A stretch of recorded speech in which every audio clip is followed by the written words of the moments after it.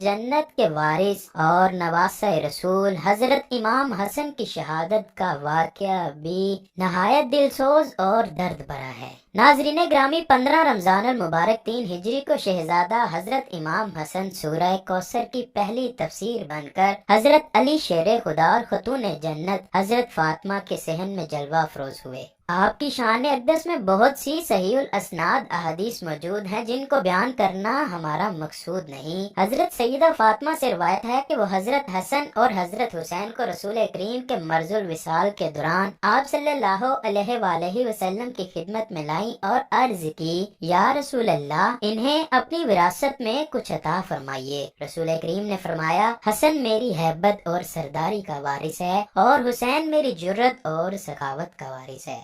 अहले सुन्नत के मुताबिक हजरत इमाम हसन 5वें खलीफा, जबकि अहले तशय्युई के मुताबिक आप दूसरे इमाम हैं। हिजरत के तीसरे साल जब हजूर को पहले नवासे की पैदाइश की खबर मिली तो आप अपनी दुख्तर सैयदा कायनात हजरत फातिमा के पास गए और फरमाया, ए फातिमा, बेटे का क्या नाम रखा है? बीबी फातिमा ने फरमाया, ए खुदा के रसूल, इसका नाम हर्ब है। अल्लाह के नबी ने फरमाया, नहीं बेटी, मेरे प्यारे नवासे का नाम हसन है। 7वें रोज आपका अकीका किया गया और सर के बाल कटवाकर उनके वजन के बराबर चांदी खैरात की गई। आपके बाबा हजरत अली शेर खुदा की शहादत के बाद आप मनसबे इमामत पर फाइज हुए। उस वक्त आपकी उम्र मुबारक 37 साल और 6 दिन थी। हजरत अली की शहादत के बाद अब्दुल्ला बिन अब्बास रज़ी अल्लाह तआला अन्हु की तहरीक के बाद कैस इब्ने साद उबैदुल्लाह अंसारी ने हजरत इमाम हसन के हाथ पर बैत कर ली। कैस इब्ने साद के हजरत इमाम हसन की हाथ पर बैत करने पर जितने भी वहाँ लोग थे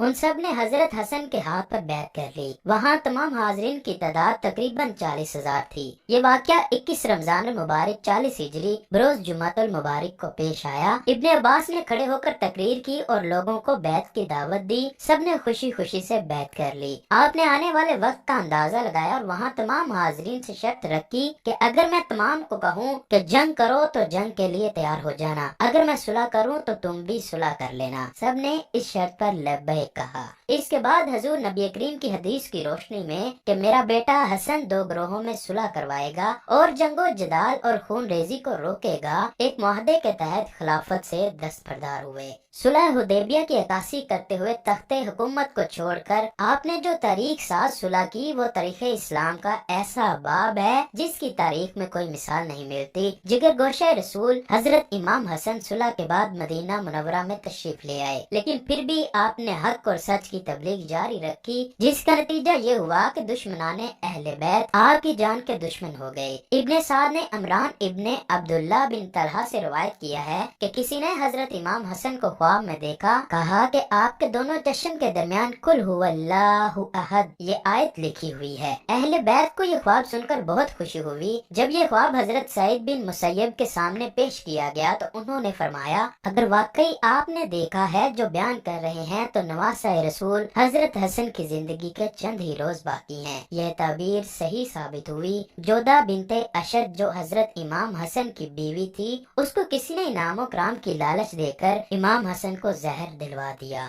जब आपको कै आती तो कै के साथ आंतें कट कट कर खारिज होती। जोधा अशद बिन कैस की बेटी थी। दूसरी सदी हिजरी के मौरिख अहमद बिन याहया बलाजरी के मुताबिक वो अपने बाप अशद के नैरंग की वजह से इमाम हसन की जोजियत में आई। हजरत इमाम अली शेर खुदा ने अशद से चाहा कि वो इमाम हसन के लिए अपने भाई सईद बिन कैस की बेटी उम्मे इमरान का रिश्ता तलब करे। अशद ने चालाकी का मुजाहरा करते हुए सईद को बेटे मोहम्मद का रिश्ता दे दिया और हजरत अली को उनके बेटे हजरत इमाम हसन के लिए अपनी बेटी जोधा की तजवीज दी। नाज़रीन ग्रामी, जोधा का इमाम को जहर देने के बाद जो हाल हुआ वो बताने से पहले हजरत इमाम हसन की शहादत की मंजर कशी करते हैं। चनाचे हजरत इमाम हुसैन ने देखा कि उनके भाई हजरत इमाम हसन को घबराहट और बेकरारी ज्यादा है और सीमाए मुबारक पर हुज़्न और मिलाल के आसार नमूदार हैं। ये देखकर हजरत इमाम हुसैन ने तस्कीने दिल की खातिर अर्ज किया, ए बरादरे ग्रामी, आप क्यों रंजीदा हैं? बेकरारी का क्या सबब है?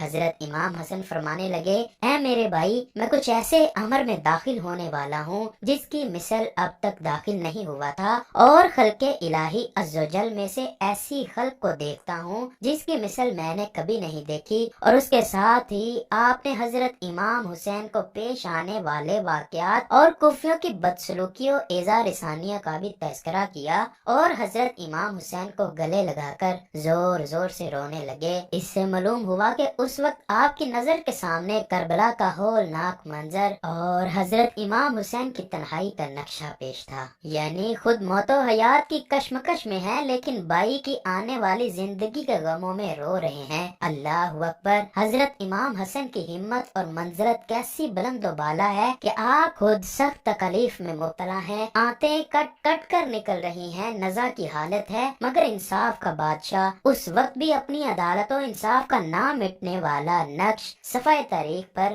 ثبت فرماتا ہے کہ جب ان کے بھائی حسین پوچھتے ہیں کہ مجھے اس کا نام بتائیے کہ جس نے آپ کو زہر دیا ہے، میں اس کو قتل کروں گا، تو حضرت حسن فرمانے لگے بے شک اللہ تعالی منتقم حقیقی ہے اور اس کی گرفت بہت سخت ہے۔ خیر، امام حسن تقریباً 45 سال 6 مہینے اور 12 دن کی عمر میں جام شہادت نوش فرما گئے۔ یہ بات تو سب پر عیاں اور ظاہر ہے کہ آپ کی بیوی جودہ بنت اشد نے زہر دیا تھا، اور تمام محدثین نے اس کو بیان کیا ہے، لیکن اس بات پر اختلاف ہے کہ آپ کی بیوی نے آپ کو زہر کس کے کہنے پر اور کتنا انعام و اکرام کی لالچ میں آ کر دیا تھا۔ ناظرین گرامی، تاریخی روایات بتاتی ہیں کہ جودہ بنت اشد سے حضرت امام حسن کا نکاح حضرت امام علی نے 38 ہجری میں کروایا، لیکن جودہ میں سے آپ کی کوئی اولاد نہ تھی۔ انصاب الاشراف جلد 3 صفحہ نمبر 15 پر لکھا ہے کہ حضرت امام حسن کی شہادت کے بعد جودہ نے یعقوب بن طلحہ بن عبید اللہ سے شادی کی۔ اس شادی کے نتیجے میں 3 فرزند اسماعیل، اسحاق اور ابو بکر پیدا ہوئے، جس میں سے کوئی بھی جوانی کو نہ پہنچا اور کوڑ کے مر سے ہلاک ہوئے۔ یعقوب بن طلحہ کے واقع ہرہ سن 63 ہجری میں مرنے کے بعد جودہ نے عبداللہ بن عباس کے بڑے بیٹے عباس سے شادی کر لی۔ ابن سعد طبقات الکبریٰ جلد 5 صفحہ نمبر 241 پر لکھتے ہیں کہ اس شادی سے ایک محمد نامی لڑکا اور قریبہ نام کی لڑکی پیدا ہوئی۔